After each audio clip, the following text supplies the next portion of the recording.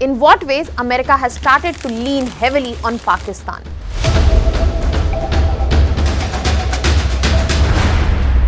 What is this new great South Asian game in which China is also involved? And how it is going to be yet another test for security and diplomacy for India.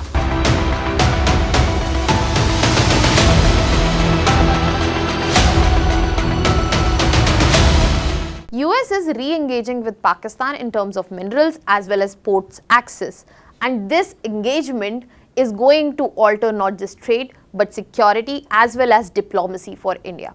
Hello everyone, welcome to Vajiram and Ravi's Flash News. My name is Shubhangi Singh, and today we are going to understand that what is driving this closeness between US and Pakistan, what is the China angle involved, and most importantly that how and why India should remain alert in this given situation and what can be done. So let us begin by understanding that what has been going on between US and Pakistan and what progress we have seen in recent times. So this month itself, there has been a news which clearly highlights that Pakistan has shipped the first batch of rare earth minerals to US. The problem that has been highlighted in this particular shipment is about the secret deals, but this has been highlighted internally from Pakistan, from the opposition itself. But the second incident or the second event that we need to take in consideration is the fact that US has been offered a strategic presence in Arabian Sea as in form of a commercial port at Pasni. So now US has mineral access and Pakistan is already pitching port access as well, so that the rare earth mineral shipments can be transported from there, and it can be all the part of this whole initiative which we are calling it basically Mineral 2.0. Now the thing here is both of these events, even though coming out in different isolation, matter a lot for three very clear reasons. The first reason that comes out is that US is looking to change its dependency in terms of rare earth minerals that it has on China. So US is focusing on rare earth partners. That is one thing.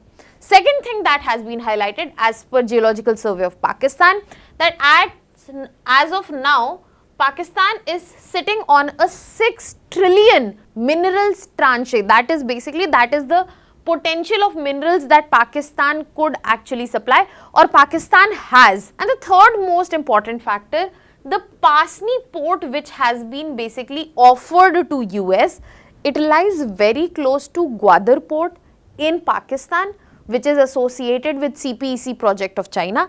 And another thing, that this Pasni port is only 100 kilometers away from Chabahar port in Iran, which is a strategic point for India.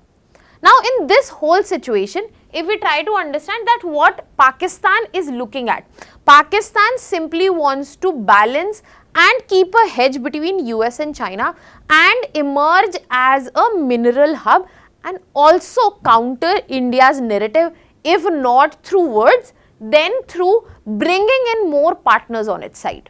So this is what exactly is going on. But in this situation, now let us look at the maps to make you understand that what exactly we are looking at. So if we talk about, if you look at this location, you will find in Pakistan, this particular location has been zoomed out for you. Now when you look at, you will find that Pasni port is right here. Then we have Gwadar port, which is an important part of CPEC, that is China-Pakistan Economic Corridor, and only 100 kilometers away we have Chabahar port, which is a very important strategic point for trade and connectivity, especially to Central Asia from India's perspective. Now let us understand that why US is suddenly interested in specifically Pakistan's mineral wealth, especially when India is very clear that we are not going to side or not going to appreciate the sideness that we see, especially with terror sponsors like Pakistan. So when we are talking about US's end, we get to see the first reason is definitely the strategic reasons.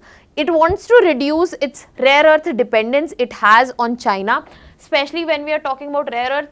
Almost 60 to 70% of rare earth minerals are supplied by China. Second thing that we are looking at is the maritime axis and the re-entry, especially into South Asia, that US will get. Now, when we are talking about re-entry, first it basically means after leaving Afghanistan 2021, this is going to be US is present in South Asia directly. Second, it is going to be a great strategy to counter China's string of pearls and be present in Arabian Sea and have a proper maritime access. Even though the port that is being offered is a commercial port, but it is going to serve dual purposes. Second factor comes in from the historic role that Pakistan has played. Pakistan has been ready to be sold out at the given amount of money, especially because of their political situation. They have been used by countries and they have been used by US specifically, and this is being repeated again. For example, this has happened in Cold War era when US funded Pakistan as a frontline ally against USSR. It had also happened post 9/11 when Pakistan became the hub of US's anti-terror war that took place after 9/11, and in the timeline between 2001 to 18, almost $33 billion were given in aid to counter terrorism. So we clearly get to see that US has used Pakistan as pawn, and it is going to use, and especially in case of Donald Trump, it has been pretty haywire. He has lashed out at Pakistan in his last term, but he is showing remarkable closeness, and he has been sidelining India in the very same context, where he has been reiterating that the ceasefire between India and Pakistan was brokered by him. So all of this shows a different play coming out between Pakistan and US, and that is a cause of worry in itself. So basically, in simple word, what is happening here, if we get to see from the historic parallels, is the fact that instead of military aid or instead of directly pouring in aid, basically use of economics is finally happening for Pakistan. Pakistan is going to be used as a resource corridor, and this is something US has already done before. Can you tell me in comment section that how did US had used South Korea back in 1950s in the very similar manner? Apart from that, it is not just US which wants a place in Pakistan, it is also Pakistan which is facilitating US presence, and it is trying to keep a very fine balance between China and US. So it is focusing on a very calculated hedge, because there are major projects running by China, that is CPEC, Gwadar port is there. Then we have a major MOU of almost $500 million for rare earth exports. If we talk about port present, Gwadar port, I have already mentioned, it has been leased for up to 2059. There has been proposal of Pasni port, but this will be majorly a commercial port only. The strategic goals have been kept different. Maritime access for China into Indian Ocean is the goal for China, and counter China's blue water reach will be for US. Another factor that you would have to understand, that it is not just about balancing China. China might not be happy about it. The US presence just close to Gwadar port, and China might go ahead and red flag it and also rebuke Pakistan for such reckless behavior. Apart from this, now moving to the major question that we started with, the most important part, that what India needs to look into and what is the main consideration that we need to take. So the primary consideration and worry is not only the Chabar port, which is only 100 kilometers away, but there are multiple other angles as well which are involved. Now let us talk about those. So as I said, the first thing that comes directly to our mind is strategic encirclement. So what are we talking about strategic encirclement? If we look at this distance between Gwadar, Pasni and Chabar port, US being present so close to Chabar port will reduce the strategic importance that Chabar port can get across this region. So first problem is that. Second that we are seeing is the critical mineral supply chain. So here in this situation, as of now, India majorly imports most of the rare earth and critical minerals. If Pakistan and US get to dominate this particular region as well as the supply chain, India will find it difficult and the costs might be higher.